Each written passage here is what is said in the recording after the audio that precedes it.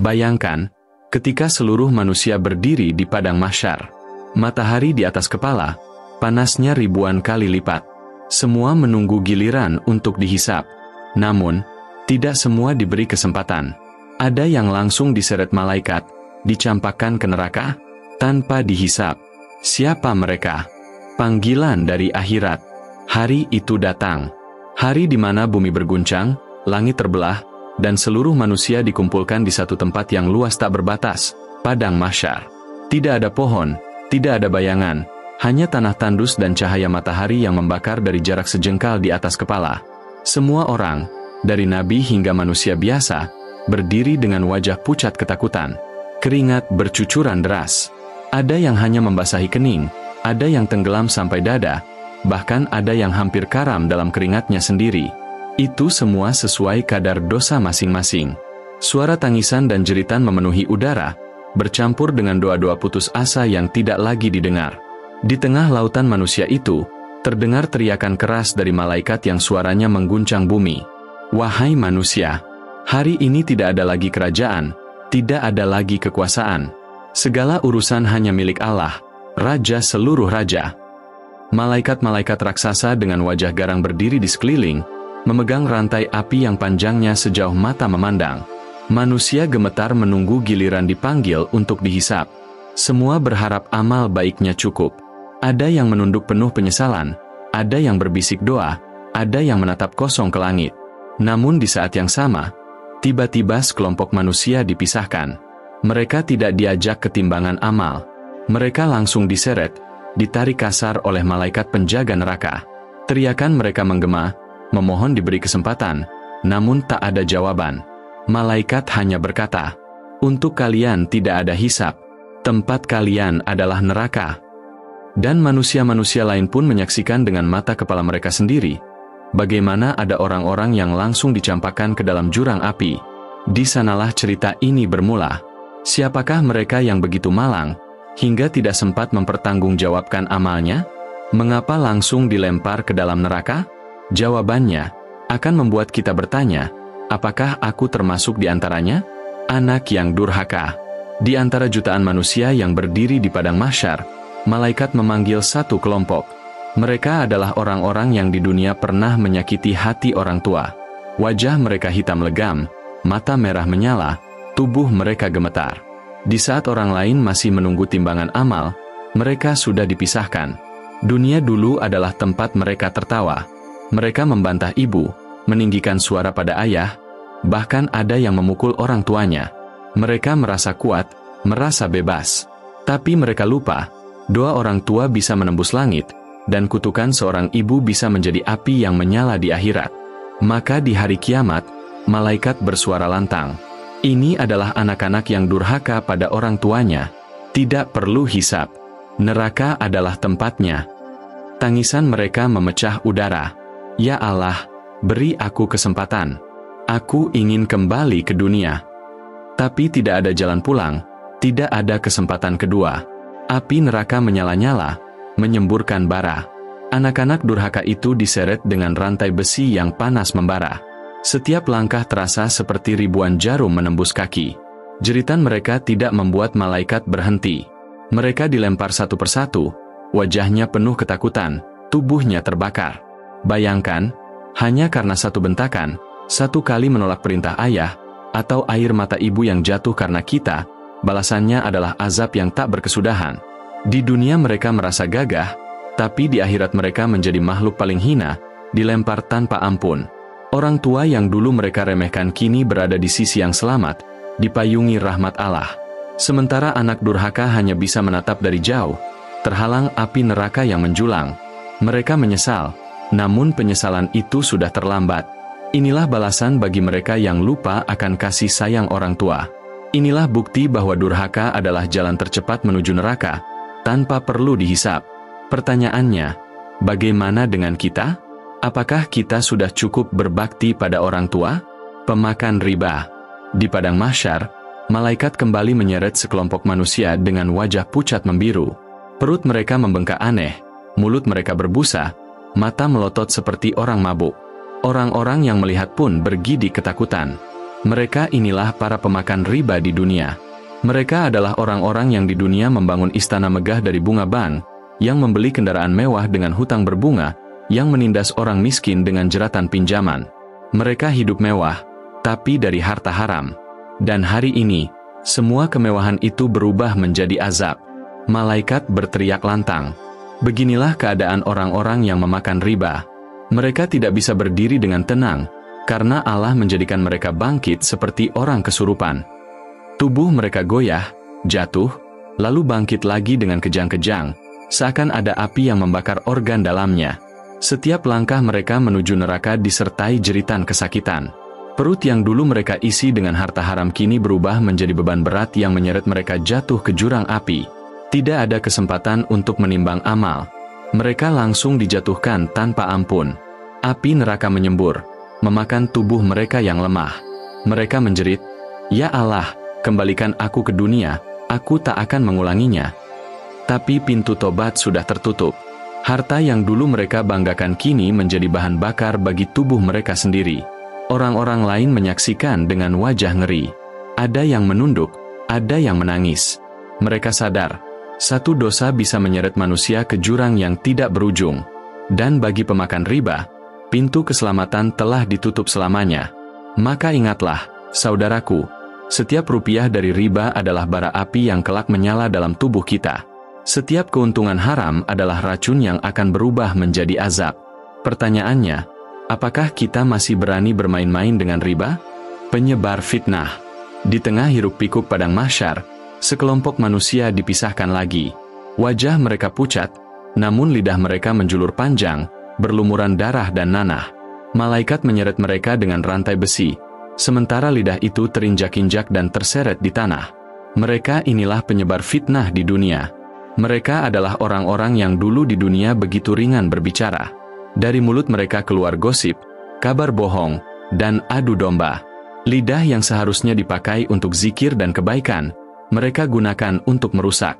Mereka pecah belah keluarga, hancurkan persahabatan, dan menyalakan api permusuhan. Di akhirat, lidah mereka menjadi saksi.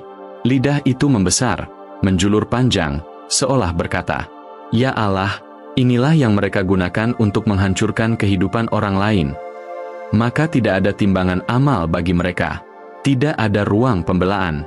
Malaikat lalu menyeret mereka ke tepi neraka. Lidah mereka terus dipaksa menjelat bara api. Setiap kali terbakar, tumbuh lagi, lalu dibakar lagi. Azab yang tiada henti. Jeritan mereka memecah udara, namun tidak ada satupun yang peduli. Orang-orang lain menunduk menyaksikan. Ada yang meneteskan air mata, sadar betapa mudahnya fitnah menyebar, dan betapa berat balasannya. Lidah yang ringan menebar kebohongan kini menjadi beban yang menyeret pemiliknya ke jurang neraka. Bayangkan, hanya karena satu kalimat dusta, satu pesan yang diteruskan tanpa pikir, atau satu ejekan yang menyakitkan, balasannya adalah azab yang tak berkesudahan. Fitnah di dunia mungkin terasa ringan, tapi di akhirat, ia menjadi api yang tak padam. Inilah nasib orang-orang yang menyebar fitnah. Tidak ada hisab, tidak ada ampun, hanya neraka sebagai tempat tinggal. Pertanyaannya, apakah lidah kita sudah aman dari dosa ini? Ataukah diam-diam kita pernah menjadi bagian dari mereka? Pengkhianat amanah. Suasana padang mahsyar semakin mencekam. Malaikat kembali memisahkan sekelompok manusia dengan wajah kusut, tubuh terikat oleh beban besar di punggung mereka. Ada yang membawa peti emas, ada yang membawa dokumen-dokumen tebal, ada yang tubuhnya terikat rantai. Mereka adalah para pengkhianat amanah. Mereka adalah orang-orang yang di dunia pernah diberi jabatan, tapi menindas rakyatnya. Mereka diberi harta titipan, tapi merampasnya. Mereka diberi tanggung jawab, tapi justru mengkhianatinya. Setiap amanah yang mereka sia-siakan kini berubah menjadi beban nyata yang menekan tubuh mereka. Malaikat bersuara lantang. Inilah orang-orang yang mengkhianati amanah. Tidak ada hisab bagi mereka, karena mereka sudah jelas tempatnya, neraka jahanam. Suara itu menggema, membuat semua orang gemetar. Para pengkhianat itu berteriak, memohon ampun, namun tidak ada lagi pintu ampunan. Setiap langkah mereka menuju neraka seperti ribuan tombak menusuk tubuh. Beban yang mereka panggul semakin berat, seolah memaksa mereka untuk jatuh tersungkur. Dan saat tubuh mereka menyeret tanah, Malaikat menarik rantai dan menyeret mereka tanpa belas kasihan. Di tepi neraka, pintu besar terbuka. Api menyembur keluar, menyambar wajah mereka. Beban yang mereka panggul berubah menjadi bahan bakar, dilemparkan bersama tubuh mereka. Maka harta yang dulu mereka curangi, jabatan yang dulu mereka hianati, kini menjadi sumber api yang membakar mereka. Orang-orang yang melihat menjadi ketakutan. Betapa berat hukuman bagi orang yang mengkhianati amanah. Meski di dunia mereka tampak beruntung, semua sadar, jabatan bukan kemuliaan, tapi ujian yang bisa menyeret ke neraka jika dikhianati. Saudaraku, amanah itu berat. Bahkan Rasulullah pernah bersabda bahwa amanah akan menjadi penyesalan di hari kiamat, kecuali bagi mereka yang benar-benar menunaikannya. Maka pertanyaannya, apakah kita menjaga setiap amanah, sekecil apapun itu? Atau diam-diam kita termasuk para pengkhianat? Si sombong yang menolak kebenaran. Di tengah padang mahsyar yang penuh dengan tangisan, ada sekelompok manusia lain yang tampak berbeda. Wajah mereka merah padam, dada mereka membusung, meski tubuh gemetar ketakutan. Inilah orang-orang yang di dunia hidup dengan kesombongan, menolak kebenaran yang datang pada mereka. Di dunia, mereka merasa paling pintar, paling tinggi derajatnya, paling benar ucapannya. Ketika kebenaran datang, mereka menolaknya dengan congkak. Ketika diingatkan, mereka berkata, "Aku lebih tahu darimu." Mereka menganggap orang lain rendah, seolah dunia ini hanya milik mereka. Maka di hari kiamat, Allah hinakan mereka dengan seburuk-buruk keadaan. Mereka dibangkitkan sekecil semut, diinjak-injak oleh manusia lain. Wajah mereka terhapus, tubuh mereka hancur berkali-kali, namun kembali lagi hanya untuk diinjak ulang. Malaikat berkata, "Inilah orang-orang yang sombong dan menolak kebenaran. Mereka tidak layak dihitung amalnya, karena kesombongan telah menutup hati mereka." Tangisan mereka tidak terdengar, jeritan mereka tidak dipedulikan. Tubuh kecil itu kemudian dilempar ke neraka. Begitu mereka jatuh, tubuh mereka kembali normal, namun kali ini dalam keadaan terbakar. Setiap lapisan kulit yang hangus diganti dengan yang baru, agar azab bisa terus dirasakan tanpa henti. Kesombongan mereka yang dulu diagung-agungkan kini menjadi kehinaan. Orang-orang yang dulu mereka remehkan justru mendapat tempat mulia di sisi Allah. Sementara mereka menjadi penghuni neraka, karena hati mereka tertutup oleh keangkuhan. Saudaraku, betapa berbahayanya kesombongan. Satu kesombongan kecil bisa menutup jalan menuju surga. Ingatlah, iblis pun dilaknat hanya karena kesombongan. Pertanyaannya, apakah dalam diri kita masih ada sisa kesombongan? Atau kita sudah belajar merendahkan hati di hadapan Allah? Pertanyaan untuk kita. Sunyi menyelimuti padang mahsyar setelah kelompok demi kelompok manusia diseret menuju neraka. Teriakan mereka masih terngiang, jeritan mereka masih bergema. Semua yang melihat terdiam, wajah pucat, hati gemetar. Pertanyaan besar mulai muncul di hati setiap orang, apakah aku selamat? Ataukah aku termasuk di antara mereka? Kita telah melihat 5 golongan, anak durhaka, pemakan riba, penyebar fitnah, pengkhianat amanah, dan si sombong yang menolak kebenaran. Semuanya tidak dihisap. Mereka langsung dilempar ke neraka, tanpa kesempatan membela diri, tanpa ruang penyesalan. Saudaraku, inilah peringatan. Betapa banyak di antara kita yang pernah meninggikan suara pada orang tua. Betapa sering kita bersentuhan dengan riba, walau hanya sekecil transaksi. Betapa mudah lidah kita meluncur dengan kata-kata yang menyakiti.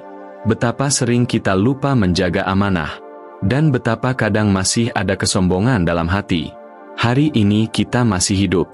Kita masih bisa memperbaiki diri, masih bisa berbakti, bertaubat, menjaga amanah, menundukkan hati.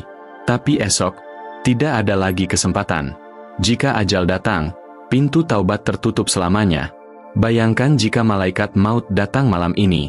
Apakah kita siap? Apakah amal kita cukup? Ataukah justru kita sedang memelihara dosa yang bisa menyeret kita tanpa hisap ke neraka?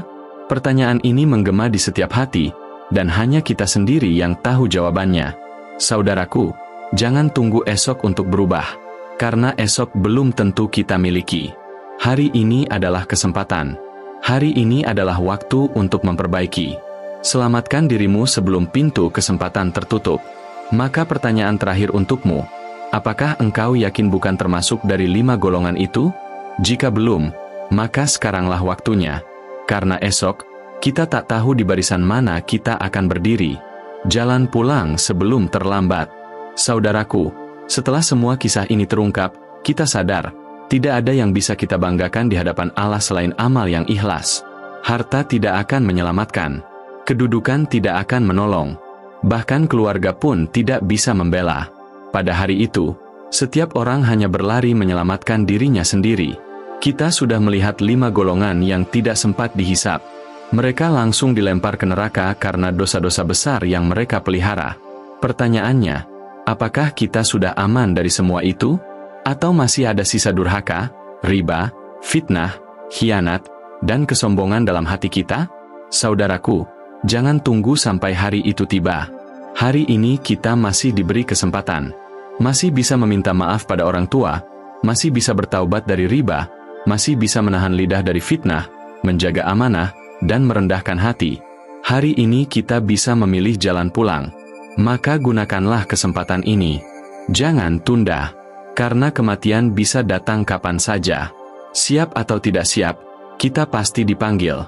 Semoga Allah meneguhkan hati kita di jalannya, menjauhkan kita dari sifat-sifat yang membawa ke neraka tanpa hisab, dan memasukkan kita ke dalam surganya tanpa azab. Inilah akhir kisah. Tapi sebenarnya, awal perjalanan kita. Karena setelah mendengar ini, kita hanya punya 2 pilihan, diam dan tetap sama, atau berubah sebelum terlambat.